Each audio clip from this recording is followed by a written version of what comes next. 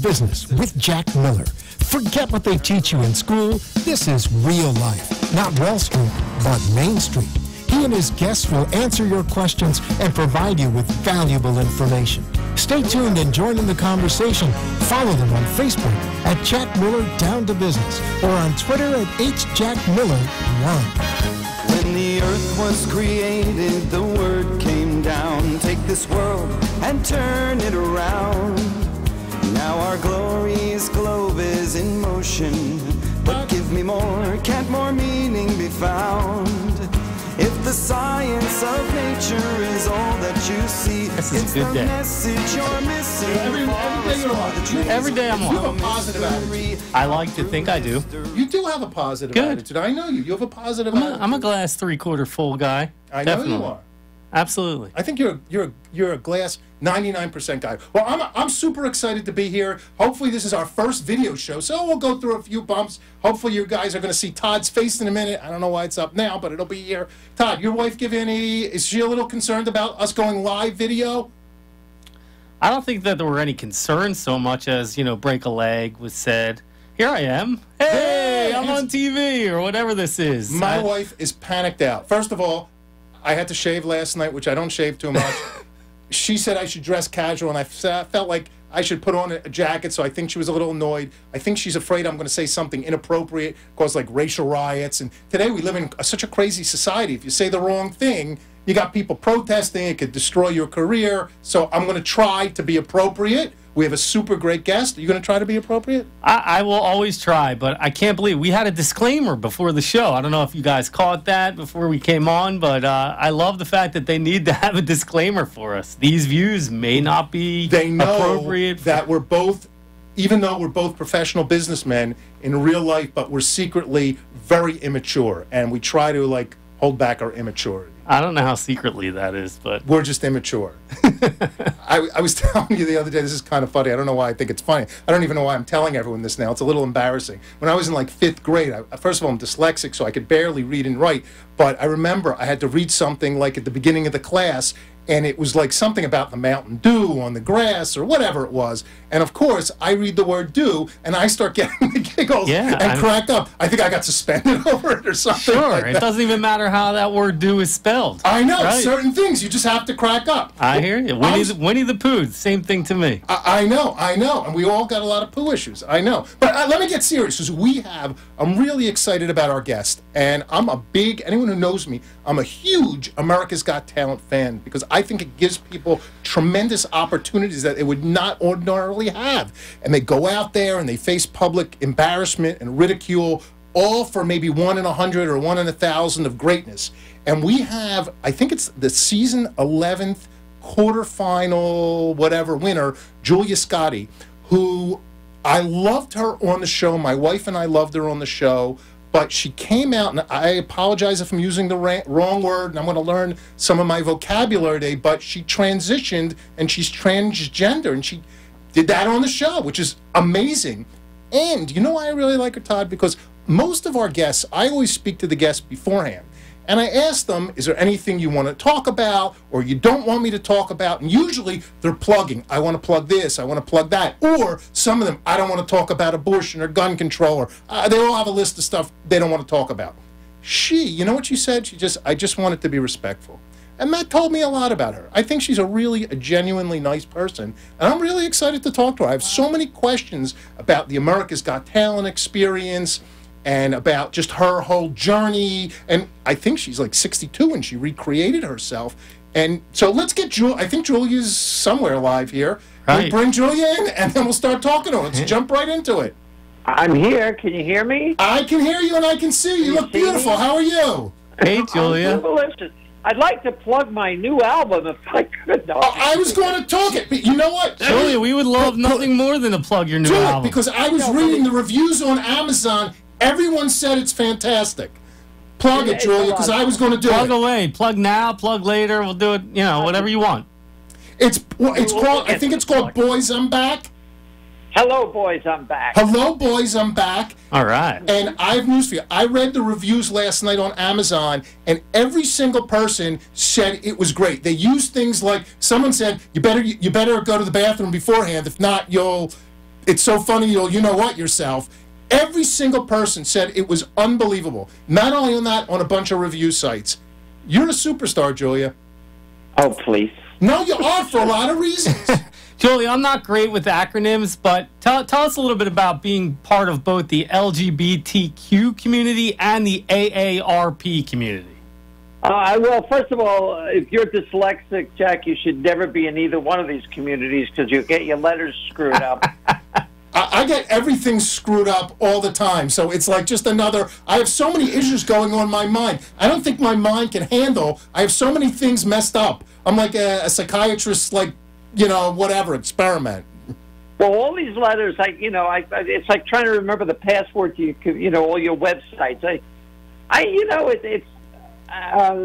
think more than, for me, being in the LGBT communities, of course, it's just my life. It's the AARP community that I really have trouble with. I don't like this getting old business. It really is for the birds. Do you have an AARP card? Yeah, they wait. You know what it is with them? Can we talk about them? Yeah, sure. I use my AARP card all the time, to be honest with you. If I could save, I'm a Jew. If I could save a couple bucks, I save it. I'm shameless. Yeah, I go to the movies once in a while. It's just like I flash it like I'm, James Bond or something. But they just did this. They wait until you're 50. I swear to God, I think they have you on a file, and they're hiding in the bushes by your house. On the night before your 50th birthday, and as soon as you turn 50, boom! They're shoving stuff in your mailbox every day. You get ads. Insurance, you're going to die, you're going to get sick, you're going to this, you're going to that. They frighten the hell out of you. Right. But I like them. I like their magazine. I'd like it more if I were on the cover. You can be. Next cover. By the way, I don't know about you. Well, I don't know. My wife is texting me. She texts me constantly. She's pointing out my mistakes. I tell her to give me critique. So she told me I'm talking too fast, so I should slow down. So that's why if you see I'm texting back and forth, I'm just doing it to please my wife. And is that the way you please your wife, Jack? Let me tell you something. I'm almost 56. Wow. At this stage of the game, anything. There you go. I never thought it would happen, but things just don't operate the way they used to happen. Too much information. I'm So let's talk. Let's talk a little bit about fear. You mentioned that word before. What's the scariest thing? Getting older, becoming a member of the AARP, discovering that you aren't really yourself as a member of the trans community, or standing up in front of a group of people and telling jokes? Well, standing up on stage is no big deal. I've been doing it for 37 years, so it's like I'm uncomfortable when I'm not on stage. So there's never a fear there. I think the fear is that having enough time to do the things that I want to do, comedically speaking. The older you get, you start to become aware of your mortality, which kind of sucks. Just about the time I learned how to do this thing called life. Now, you had a career that you used to, I guess, in your, I don't know if you call it your first stage of your life, you opened for like Frankie Valli and Casey and the Sunshine Band, and a lot of huge top Class A acts, whatever they're called, A-list celebrities. I was a national headliner before The Change, but I mean, I've opened for the band Chicago, I've opened for, you name them, I probably opened for them. So, I'm very comfortable on stage. It doesn't, it's just this getting older crap is just getting on my nerves. It's bothering me. When you go on stage, I have a tremendous respect for performers because part of it is they have to learn to overcome, I guess I'd call it the fear of failure or the fear of being booed or heckled. How do you deal with that? Well, the comedy gods are wise. When you first start out, you will bomb over and over and over again. I've worked some really tough places when I started out. I worked a place in Brooklyn called Pips in Sheepshead Bay, legendary. People like Rodney started there, Joan Rivers. I mean, just, a panoply of Hall of Famers. But it was a very rough club. And they will let you know. And you will go home night after night after night and cry in the car on the way home and just go, what am I doing? Why am I putting myself through this? But eventually, it starts to get a little bit better, and the successes outweigh the failures. Well, eventually you go from this, you know, so you can see me, but like a jagged kind of graph to a sort of just a little bumpy one. I think most people, I don't know, what do you think about this? Just forget about comedy. Most people don't do things in life because they're scared.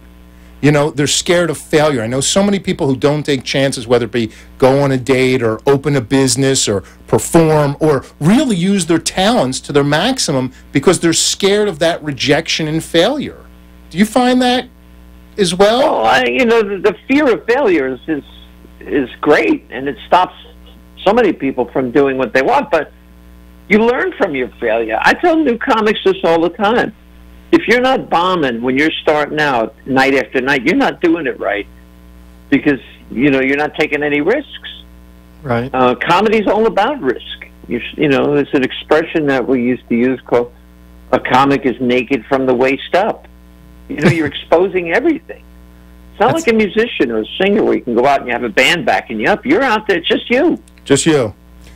There's a couple shows on TV in this golden age of television we're in, Crashing and I'm Dying Up Here, I guess, created by Jim Carrey. Do you watch either of those? Sure, you're right there. You're talking about old age. I'm just getting over a cold. That's it. I'm sorry. I don't mind. I just want to make sure it's nothing more serious. You're talking about your age. I'm getting a little nervous here. I don't want to say, like, this is the last interview. I want you to come back.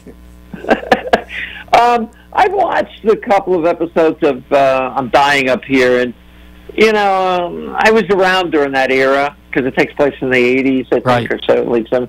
And so some of it's true. A lot of it's exaggerated. I mean, it's sort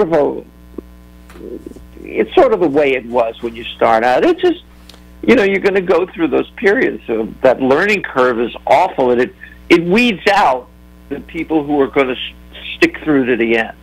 That's really what comedy's all about. It's a weeding out process.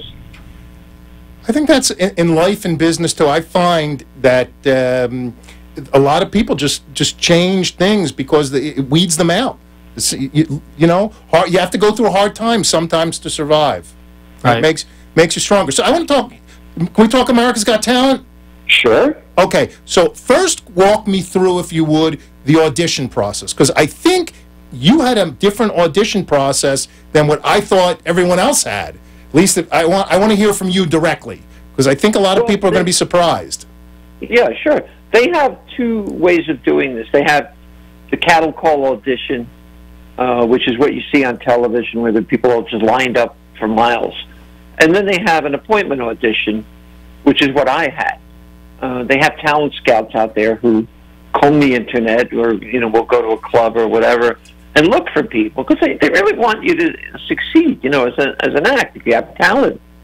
And so they found me. I guess they found my website or something, and they said, you know, they sent us an email. My manager at the time said, do you want to audition for it? And she's like, what do you want to do? I go, I don't know. She goes, are you out of your mind?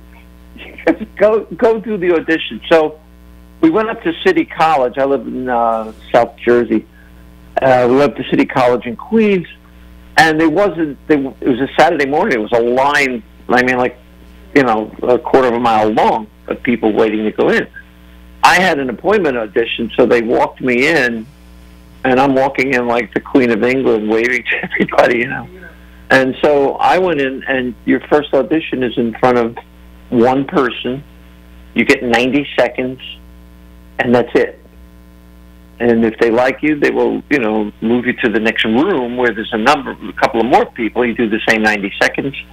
And that's how I got on, basically. So did they pick you out, do you think, because, I hate to say it, because you're transgender? First of all, if I'm using the wrong terminology, please correct. Yeah. Because you transgendered, and that would be sort of an interesting spin on it. You think that's why they found you? Well, I think there's a couple of reasons. That's certainly one of them. You know, I'm not stupid enough to think that, you know, it was my stunning good looks. I think, you know, my backstory is interesting. I had 20 years in. I quit for 10 years. I came back. I'm 60. I was 63 at the time. I'm an old person. So those two things were, of interest. And but I think first and foremost, I would hope that it was because I was funny. So I think for me that I had the three elements they were looking for. Right. Now, why Julia? Or I'm sorry. So you were Rick before, right? Right. And then, so when did you realize that you were no longer Rick? I think I don't think there's a moment. Well, some people there is. I shouldn't say that, where they grow up knowing. Because of the era I grew up in, that kind of information wasn't available. So I knew I was different. I knew something was different about me, and I didn't know what it was. And so I thought I might have been gay, but that wasn't it. And it was through the help of a very, very good friend that I finally came to understand what the issue really, truly was. Got it.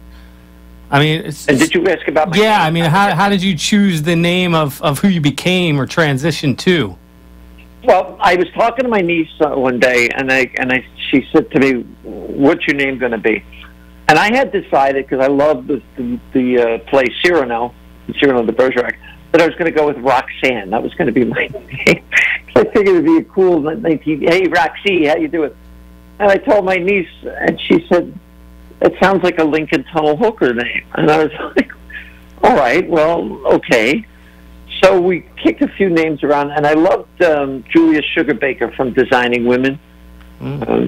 Dixie Carter, very strong woman, very strong character, smart, funny, sassy. And I liked the way Julia Scotti sounded, yeah. So that's how it happened. Got it. Got it. So, got to ask you more questions about AGT. I think we should take a break. Sure. Oh, a break. Okay, Julia, everyone, stay with us for 2 minutes. We got to take a commercial break. You guys ready in there? Okay, we'll be back in 2 minutes. And good questions for Julia when we come back. Turn it around. You got to turn it around. Turn it around.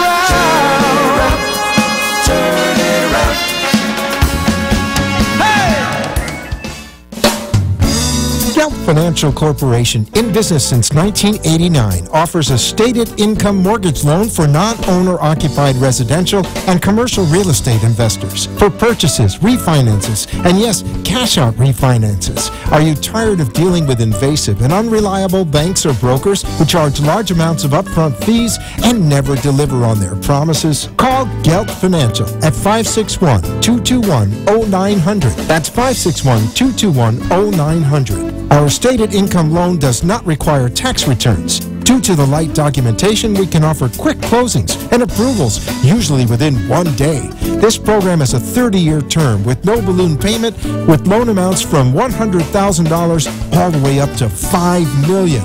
When your bank says no, we say yes. Call Gelt at 561-221-0900 or visit us at geltfinancial.com. That's GELT financial.com. Did you own commercial or investment real estate that has equity in it that you can't touch? Do you want and need liquidity? There is finally an answer. Quick Liquidity is a direct real estate private equity company that can provide preferred equity, mezzanine financing, or second mortgages on commercial and investment properties across the country. Deal directly with the decision makers by calling 561-221-0881 or visit us at quickliquidity.com. That's quickliquidity.com.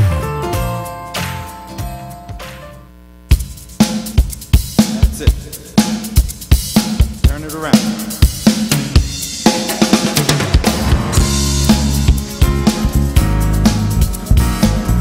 Welcome back to It's Down to Business with Jack Miller.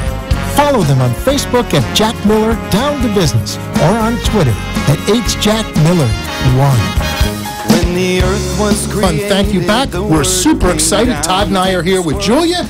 Julia, thanks for sticking with us. It's just fascinating. So I got to just jump you into bullet point questions. Okay. Simon Cowell. Very nice. Sweetheart. Sweet. Not at all what I thought. Yep. Mel B. My favorite out of all of them. Really? Why? Oh, yeah. The Spice Girl, huh? She's exactly how you see her on TV. She's got she got a potty mouth like me, and I like that. Heidi Klum. She's kind of also like what you see. Not the war. You know, if she likes you, she loves you. I don't know that she liked me that much. What do you think? I don't know. I'm going to throw this question for Julia or Todd. What do you think? Like, Heidi has a certain, at least to me, a sex appeal. And she's no spring chicken. I think she's like 50 or something like that. But she still has maintained this sex appeal that I can't figure out what it is. She's a beautiful woman. I mean, that's pretty much what it is. I'll tell you, what I saw her the other day? She posted it, which I give her a lot of credit. Before some show, she posted like a time-lapsed video of her without makeup, then them putting makeup on. It took like 30 seconds to do, but she looks a lot different without makeup, to be honest with you. Well, everybody does. I mean, if you look at me, I'm Asian. You wouldn't know it from the makeup angle. Asians are pretty cute. I don't know. There's a lot of people who like Asians. I don't know. I thought they were going to have a makeup artist here. The only reason I did their show is somebody told me there'd be like some young girl or something like that, some makeup artist. I was expecting that. I didn't get it. So, okay. How about Howie? I waited for Howie last. Howie Mandel. Howie he was very cordial. He was, again, I guess if you got to know him, he would, he was nice to me. He thought I was funny, and we spoke backstage a couple times, yeah. Because I think he's the one who said that didn't he say that you made him laugh? Which is, I think, huge for Howie Mandel. That was Simon, actually. Simon. Oh, that was Simon. Yeah, which was even huger. Yeah, huger. Probably. Is that a word? Huger. No, Love it. I don't know. I made that one up. Huger. Now, at some point in your history, you beat or you lost to Ellen DeGeneres in a comedy contest. Is that true? It was, back in 1984, I think it was, 83 or 84, maybe. I started in 1980. When Showtime, the network, was a fledgling network, they were looking for cheap entertainment, so they decided they were going to run a Funniest Person in America contest and have winners from all 50 states. Well, I won for New Jersey. Ellen won for Louisiana. I think she's from New Orleans or someplace. And she wound up winning the entire thing, which led to a Showtime special, and then the Tonight Show, and we know the rest. So yeah, I did lose to her.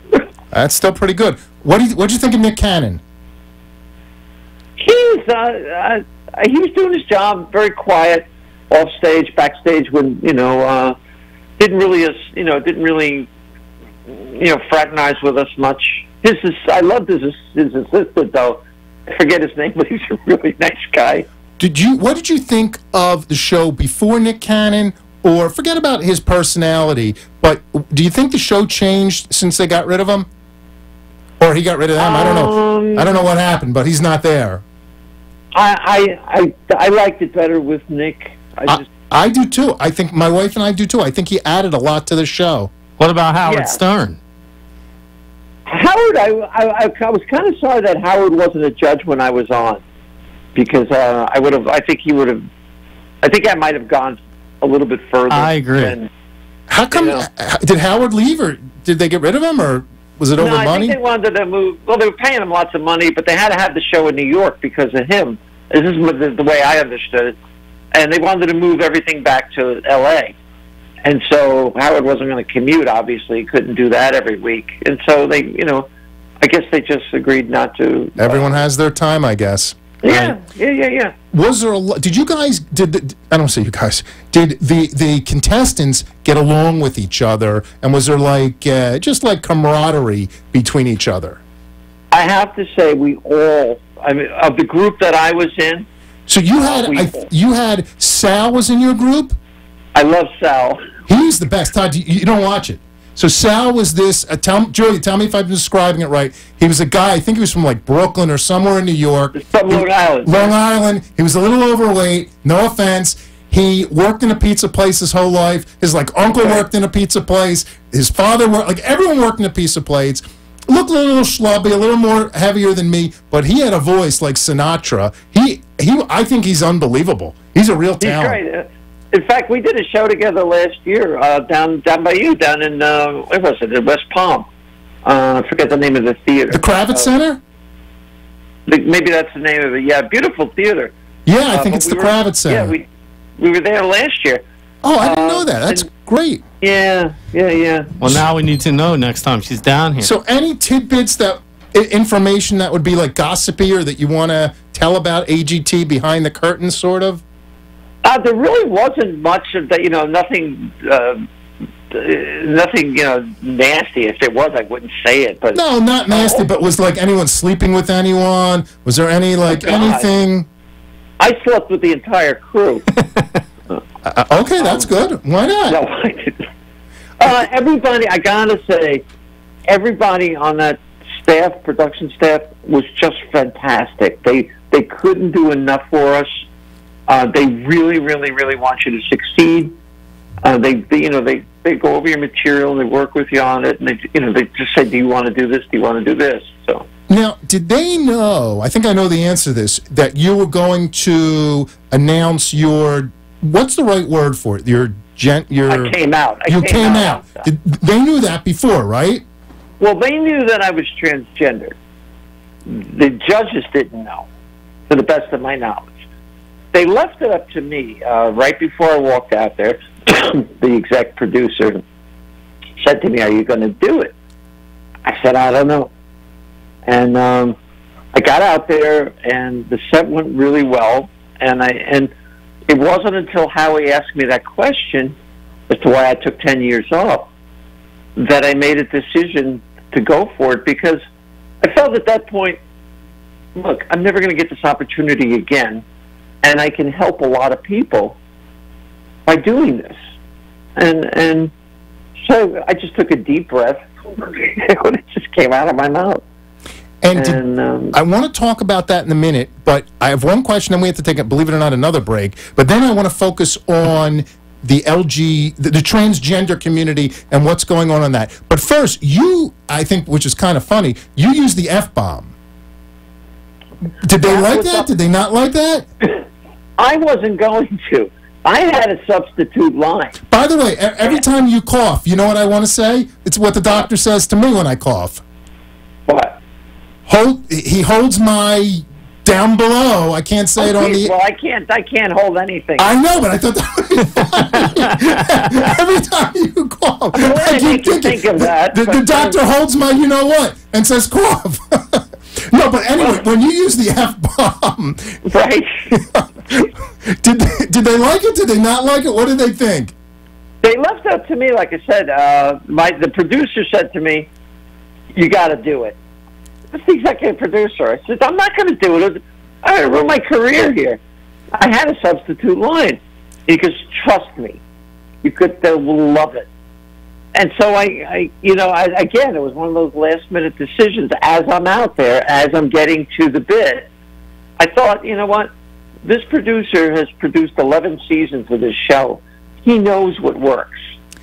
I said, I'm going to have to rely on him. And once again, took a deep breath, and boom, it was out. That's pretty good. You generally, is it true that you generally keep your shows pretty clean? That was the only, I mean, I could go, as blue as you want, but for the most part, that was the only F-bomb in my whole show. You would think that a guy, a 60-something-year-old guy a female who used to be a male, you would be like great at dirty jokes and things like that. But I think it's a testament to you that you keep it clean. Well, I mean, I can go. Here's my theory. I look at comedy as this beautiful art form, like dance or singing or playing an instrument. And so I have millions and millions of words to choose from. If I can't, craft a joke using other words other than that, then I have no business doing stand-up. Right. I think that's good. You know what? I think I joke around about it, but I actually think that's good for society today. You know what? I feel bad. I want to talk about serious issues, and there's a lot of really serious issues that you help. We got to take another 2-minute break. Julia, stay with us. Everyone else, stay with us. We'll be back in 2 minutes, and we're going to get really into some serious stuff. Thank you, everyone. Turn it around. You got to turn it around. Turn it around. The Does your company need financing to help with cash flow or make a purchase? Gelt Financial Corporation has been in business since 1989 and knows the financing that businesses need to succeed in today's competitive environment. Gelt offers a wide array of programs such as accounts receivable, factoring, asset-based lines of credit, commercial real estate purchase and refinance financing, and bridge loans. If your business needs financing, call us right now at 561-221-0900 to learn if you qualify. Gelt Financial understands that every business is in a unique situation, which requires a unique solution. We pride ourselves on thinking outside the box to secure even the most difficult financing. Call us right now at 561-221-0900 or visit us at geltfinancial.com. That's G-E-L-T Financial.com. Are you looking to promote your business in South Florida or nationwide? Do you want to be heard and seen? Marketing is an investment and not an expense. Be part of the discussion with sponsorship opportunities on Jack Miller Down to Business and be heard. Contact us at 561-221-0900 or on Facebook at Jack Miller Down to Business. That's it. Turn it around.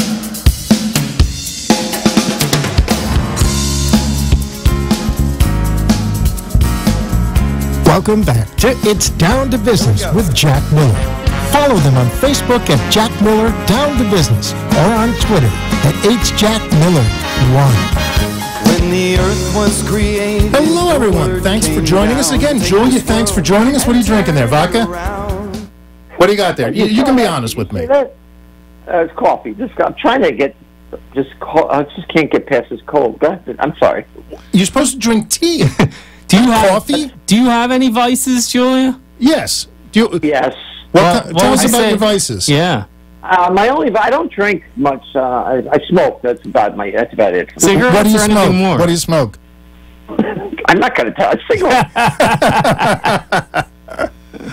That's okay. That's all right. That's all right. So I want to focus. I read some unbelievable statistics. Now I'm just going to jump. I don't know how else to jump right into it. And I think if I read right, the number is between 32 and 50% of transgendered people, and again, if I'm using the wrong terminology, I apologize, have attempted suicide. And Go ahead. That's your understanding? It's around 41%. Yeah. 41%. Okay. 32 to 50. That's in that range. It seems to me that is a crisis, and I don't know if it's I read that last night. My heart was just broken at all the pain that people are feeling, and I figure if that's how many people are trying, there's a lot more people who are depressed and upset. And I'm thinking, like, what can we do as a society to support them? I'm a believer in we are our brother's keeper, and it's our obligation as a non-trans person, or I don't know what I call myself. I may be the Q. I never understood. What's the Q, the LGBTQ? When did they come up with the Q? I don't know. They added that a few years ago. Who invented the Q? Just some guy came out and said, oh, I want to invent Q? I don't think it was invented. No, it's just people who aren't sure what, where they're going. It's just, Oh, I'm Q.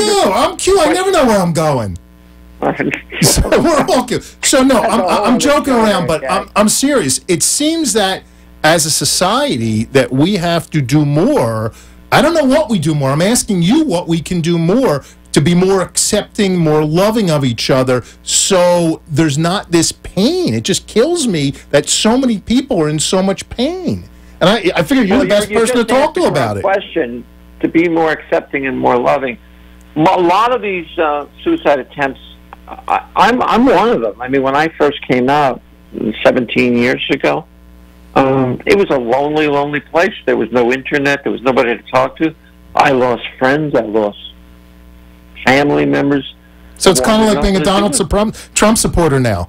No, I'm joking. Yeah, that's a whole other show too, right there. I'm teasing you. I'm just trying to bring some levity to it. No, I'm with you. I'm going to believe me. I'm no. Anyway. So you were feeling that low Was it Yes. because people in your life weren't accepting of it, or they weren't loving to you, or you just felt like a low self-esteem? I'm trying to understand. I felt totally alone in the world. I lost everybody in my life. Just abandoned me when I came out. And a lot of these suicide attempts they're kids.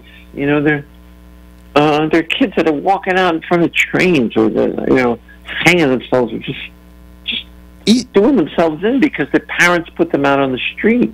Right. A lot of them become sex workers because they have no place else to go. So in today, I'm sorry to interrupt, but in today's world, again, I'm a middle-aged straight guy. I've been married for 32 years. I'm as boring as you can get.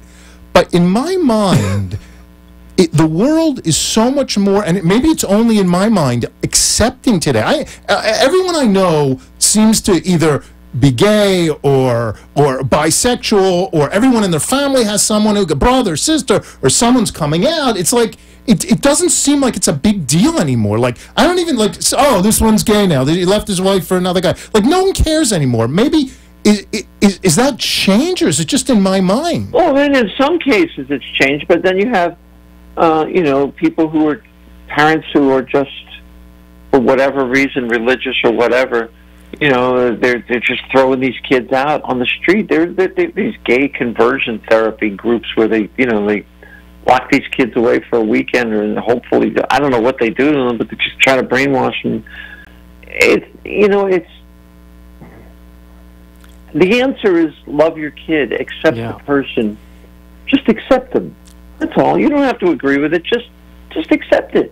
I mean, isn't part of it also, though, even though the world has evolved and society a little bit has evolved, when something's different about you growing up and you have that fear that you're not like everyone else, you still are scared. You still don't know how everything's going to, sort of how the chips are going to fall if and when you do come out, I guess is the right terminology. And so you're so upset about everything that could be wrong, even though you may come out and everyone could be accepting. Now, we all know we don't live in a perfect world, and it probably won't be all rainbows and unicorns, but it's still, I think some of that fear, and you could correct me if I'm wrong, weighs on people. Well, I could only speak from my personal experience. When I was Rick, I lived in dread fear, because I was a pretty well-known comedian back then, that I was going to be outed. As at that point, I wasn't sure if I was gay or not, but I lived in dread fear that I was going to be outed, and so I became this, hyper uber male, and did everything to prove how I was a man, and I sucked at it all, and I felt like if I had been outed at that point, it would have ruined my career. Don't forget, we're talking about the 80s, 90s. So it was a different world back then. How do you think it is today? If you think if you had to grow up today, instead of being 62, if you were 22 or 32, you think you'd feel different? Or are the young kids today suffering similar to you suffered? Both. I can only say it that way. It's easier in the sense that if you you have all this information available to you. You have social media. You have organizations that will back you up, but you still have the culture of the family that may not, particularly African American culture is very, very hard for trans people. Families don't necessarily take these kids in. It's just really difficult for them. It's difficult for everybody. The best thing you can do is love the kid. Right. Got to love each other. I think the world is filled too much with hostility, whether it be over sexuality or, God forbid, politics. My wife is so scared that I'm going to say the wrong thing on this show and offend someone. No, it's the truth. She's panicked. Because if you say something wrong, you lose your career. They'll pick at your house. People are crazy today. You can't say... You got to be... I mean, they're just trying to get respect. That's what everybody wants. It's just... and I get maybe people are a little hypersensitive sometimes, and particularly in comedy, that's That's not a good thing because we thrive on being able to poke people in the eye, not make fun of them in a cruel way, but just point out peccadillos and foibles. Right. Peccadillos and what? Foibles? Foibles. Foibles. You do have a lot of words. I like the vocabulary. So if well, you're a teacher, so that's how you got those words, right? Yes.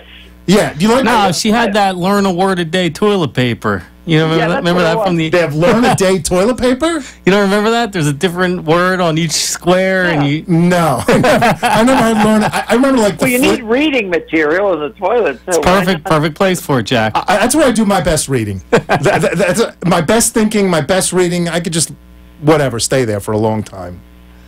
So Julia, we only have like 2 minutes left.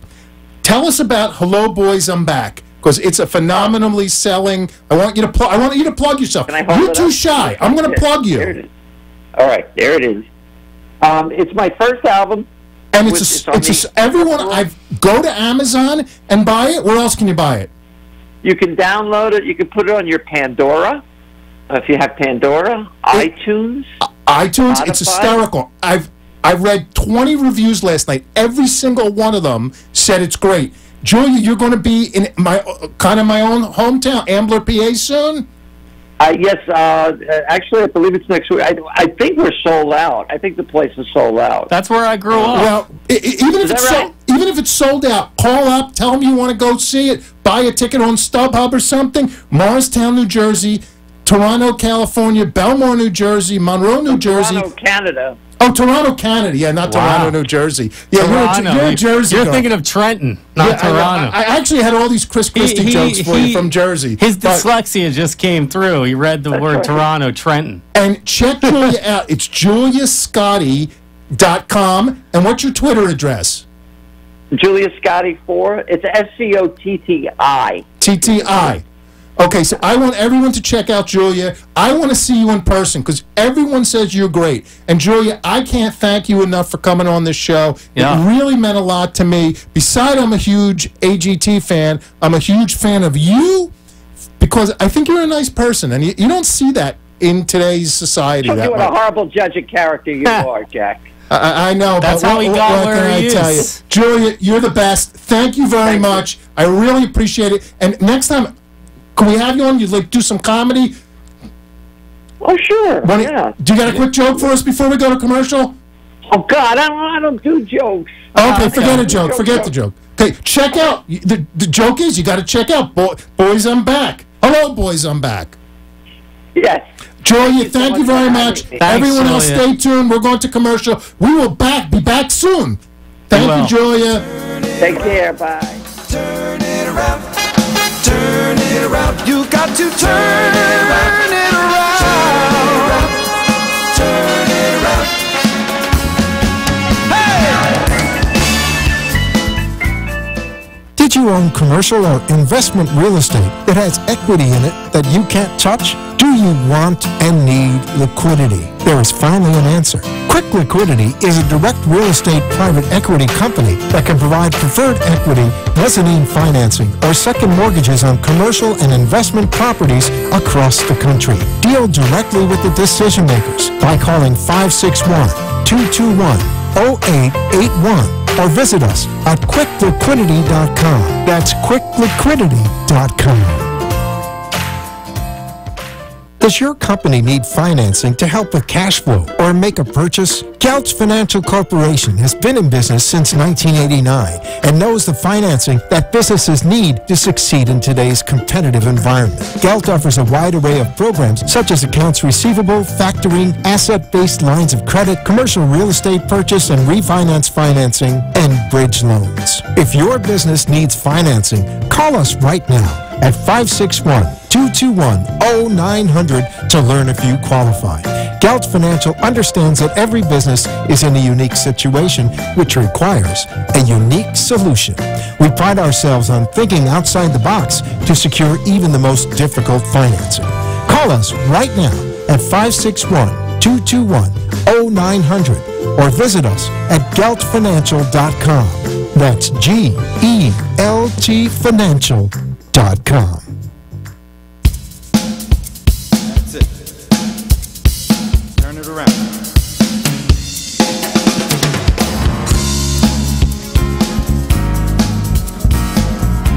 Welcome back to It's Down to Business with Jack Miller.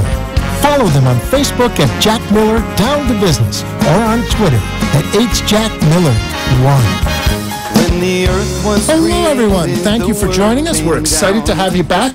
Todd, I thought that was a great interview. I liked Julia when I saw her, and I like her even more today. What did you think? I thought it was amazing. She brought some good perspective. I think that she, being a person in that community and having gone through what she's gone through, her transition and everything else, I think is fascinating on the first level. And second of all, it's germane to everything that's going on in society. And Everyone's using all these big words today. Germaine. She used two words I didn't know. syllables, Shaq. I know. I'm a Germaine. one-syllable guy. Just He was one one of syllable. Michael Jackson's brothers. He still is. I know Jermaine. Is it the same word?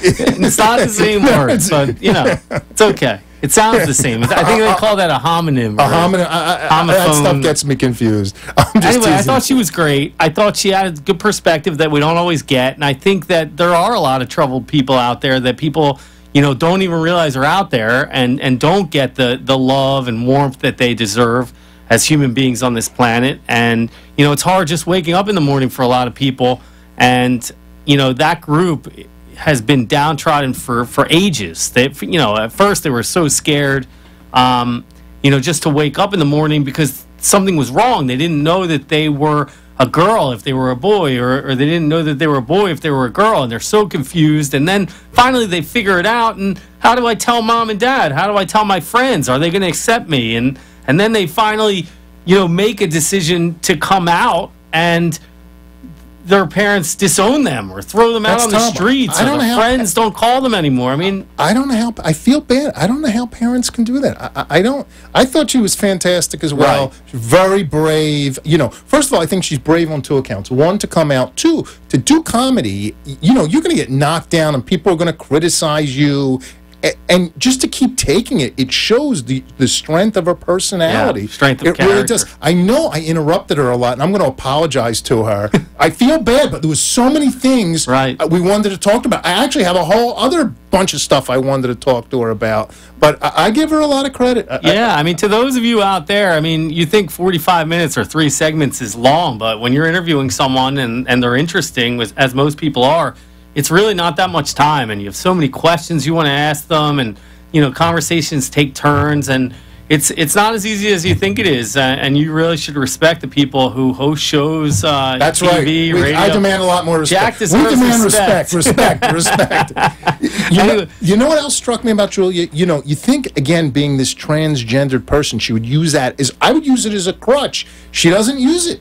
She really doesn't in her comedy. So, Right. Anyway, kind of interesting. Anyway, how are you doing otherwise? I'm doing great. So I'm a little bit perturbed, not at anyone, but there was a guy by the name of I think his name is Trayon White Sr. He's a Washington, D.C. councilman.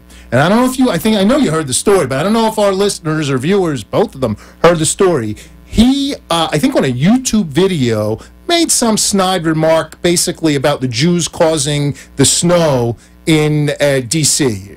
a couple weeks ago. And he issued some lame apology about it. So, of course, I think I'm going to get him. I think he's going to be on our first show. You told me I was nuts. My wife told me I was nuts. Everyone said, no way is this guy going to come on the show.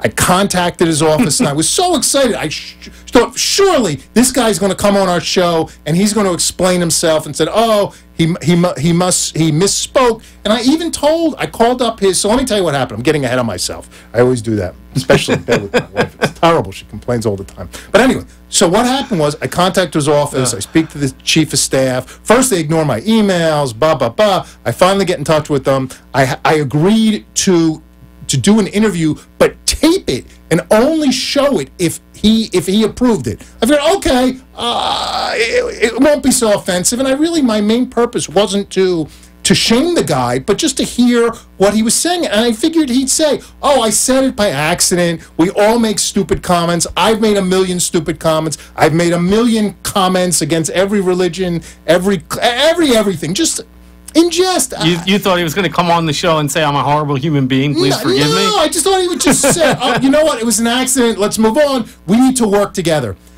They then asked me for a list of questions to ask him. So I made up all these questions. I tried to keep it very good. The bottom line, after I did everything, they blew me off. They wouldn't come on the show. They haven't done any interviews. And I really think this guy comes off, and I think he's a young guy in his 30s, and he probably means very well for his community. But I think he's doing himself and the community a disservice, because I know if somebody else, or if I would have made a racial comment, they would have been protesting, picketing, they would have done all kinds of things. Right. All he would have had to do is go on somewhere and say, you know what, I said something stupid. I shouldn't have said it. I apologize. And if he, we're forgiving people. No one wants to hang anyone up and castrate them or whatever. And I was very disappointed. And to be honest with you, I was thinking, I don't even know if I want to talk about it on the air, but I was really hurt. You were enraged. I was enraged. And you know what else happened? I went to a synagogue the following week for a bar mitzvah, and the rabbi starts his sermon about this guy. And I'm speaking to him the day before. I sent him an email, and I told him that all across America, people are talking about him. He caused a lot of hurt in the community. All he has to do is come on and say, you know what, I said something stupid. I didn't mean it. It was said out of context. We all say something that we think is going to be funny, and he didn't. So I'm disappointed. So I don't think he said it trying to be funny. I mean, a lot of people have stereotypes. If you rewind the videotape on that one, it's not comedy routine. It was a pretty underhanded anti-Semitic remark, but that's neither here nor there. Neither here nor there. It's good to be back with you, Jack. I think look, audience.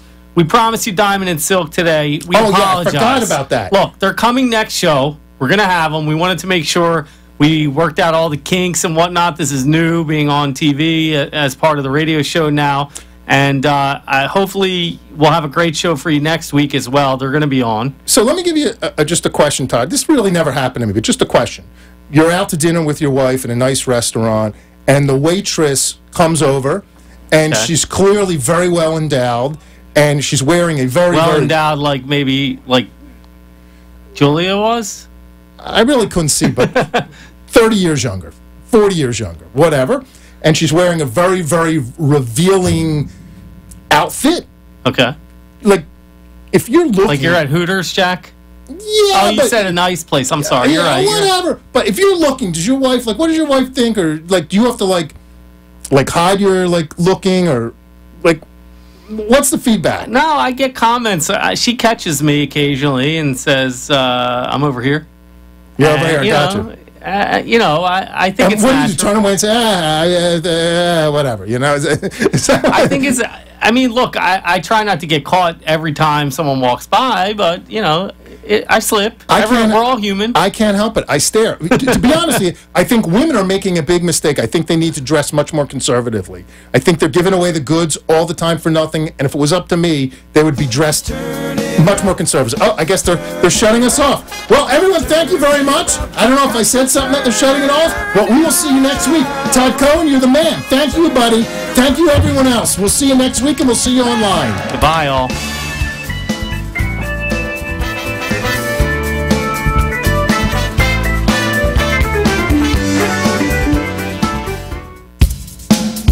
We hope you enjoyed the show. Don't forget to tune in again next Tuesday at 3 p.m. Check them out on hjackmiller.com. Follow them on Facebook at Jack Miller Down to Business, or on Twitter at hjackmiller1. Here we go.